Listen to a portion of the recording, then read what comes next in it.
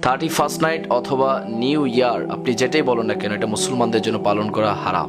কেন? রাসূল করিম সাল্লাল্লাহু তাআলা আলাইহি ওয়াসাল্লাম হাদিসে মোবারকের মধ্যে স্পষ্টভাবে ঘোষণা দিয়েছে, আমার কোনো উম্মত যদি অন্য কোনো জাতি, অন্য কোনো সম্প্রদায় বা অন্য কোনো বিধর্মীদের কালচার সংস্কৃতি যদি অনুসরণ করে উদযাপন করে, তারা কিয়ামতের দিন তাদের সাথে কিয়ামতের ময়দানে উঠবে।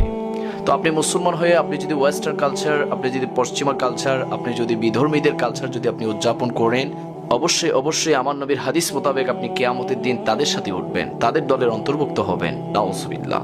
আপনি কি চিন্তা করেছেন আপনি একজন মুসলমান, কিন্তু আপনি নতুন বছরকে স্বাগত জানাচ্ছেন পশ্চিমাদের মতো, আপনি নতুন বছরকে স্বাগতম জানাচ্ছেন ওয়েস্টার্ন কালচার অনুসরণ করে, আপনি নতুন বছরকে স্বাগতম জানাচ্ছেন বেহায়াপনা, অপসংস্কৃতি এবং ইসলাম বিরোধী কার্যকলাপের মাধ্যমে।